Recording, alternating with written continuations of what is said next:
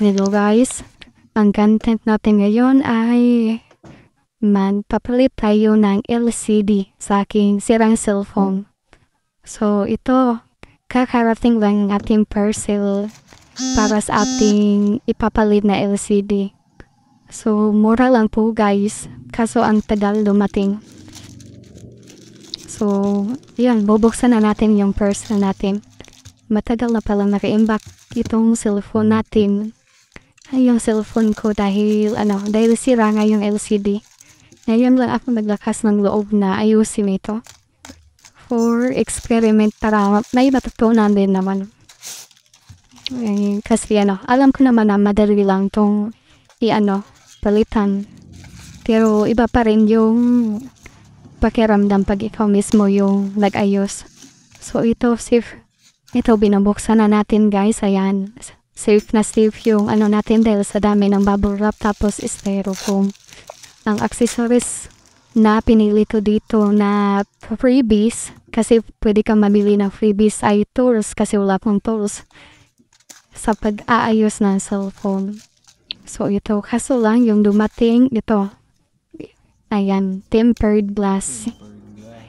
Sayang, tempered glass. May tempered glass. Pero problema nito ngayon, paano ko ibubuksan yung cellphone ko. Ayan, Vivo Y71 LCD screen. Ayan.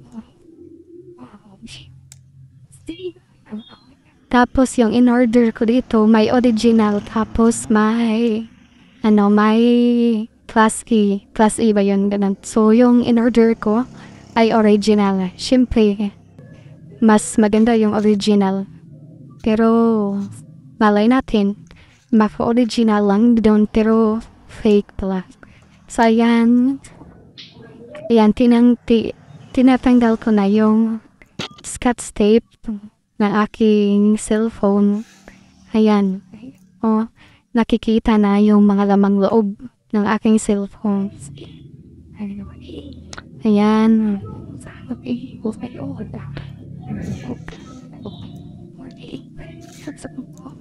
Ayan. So, ang dami na. Bubog na siya. Pag tinatanggal mo, ayan. Tatanggalin na natin dahil wala akong tools. Dahil maling freebies yung dumating, ito lang yung gagamitin ko. Yung basyo ng gamot. So, madali lang siyang buksan dahil sira na nga ito. Ayan. So, ayan guys. Ayan, ang next ko na tinatanggal dito yung back cover. So, ayan. Ayan. Medyo nahirapan ako dito kasi yung SIM tray niya hindi ko matanggal kasi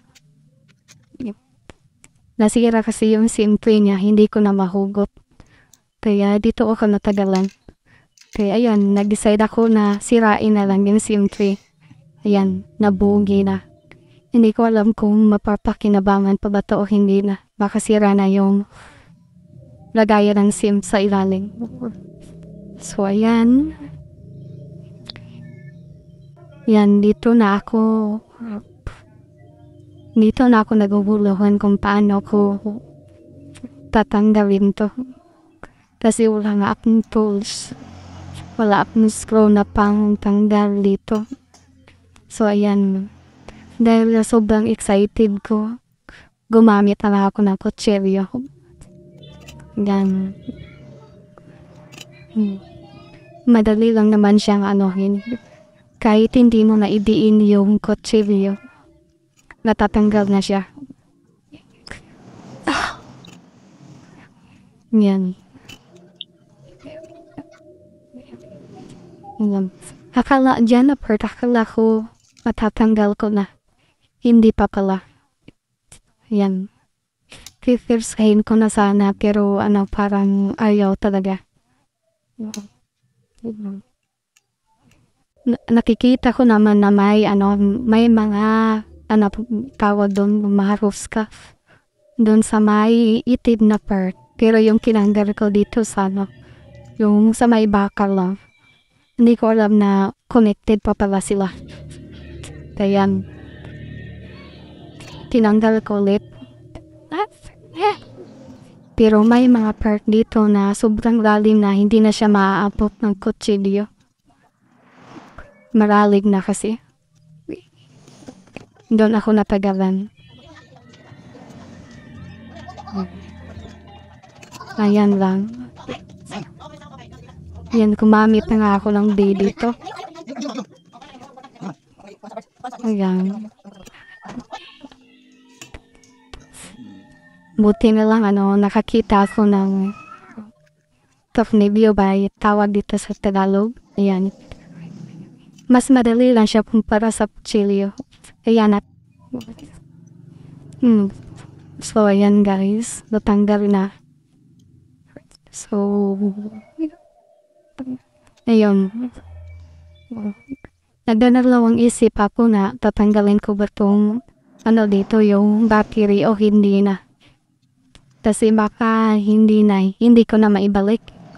Or baka mali yung pagkakabalik ko. Kaya, pero, tinanggal ko na siyempre. Mahirap kasi pag andyan yung battery. Yan, tinanggal ko na siya. At ipapalit ko na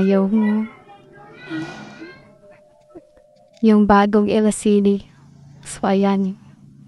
Sobrang excited ko na dito na part.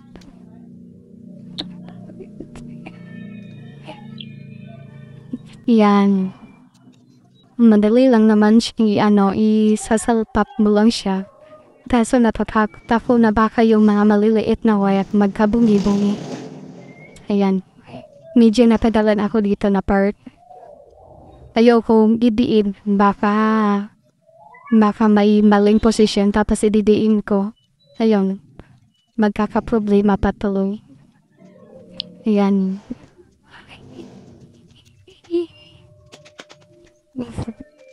So, ayan. Pero, ayan. Inopen ko na yung silicone. Chinecheck ko, ayan. Chinecheck ko kung okay ba yung LCD, kung gumagana ba yung pagtatouch niya. Kung okay ba siya. Ayan, hindi. Ayan. So, ayun. Sobrang tuwa ko dito na part. Tapos, ayan. Yan yung password ko. Hindi ko yan makakalimutan. Yan, ganyan rin naman yung mga password sa lahat ng CP ko. Password or pattern. So, ayan. Okay naman siya. So, ayan. Excited na ako na gamitin to ulit. May Mobile Legends kasi ako at Clash of Clans na hindi ko tagal ko nang hindi na-open sa account sa cellphone na ito. I-update ko na lang ulit. So, ayan.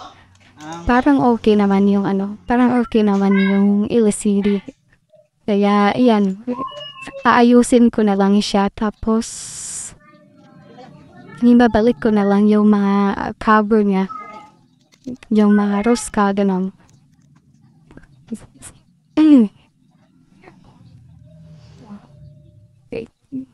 Parang wala siyang problema. Okay na okay yung LCD niya. So, yan. Yung SIM 3, hindi ko na talaga mapapakinabangan to. Sinalpa ko ulit kahit alam kong sira na. Ayan. Kahit anong tuso ko. Ayaw na talagang makuha. Ayan. Sayang hindi na to pwedeng lagyan ng SIM. Pero okay lang wifi. May cellphone naman ako na ginagamit ko talaga. Panglaro na lang talaga yung cellphone na to. Ayan. Sobrang dali lang siya. Gamit yung tornilyo. Yeah. So, ayan.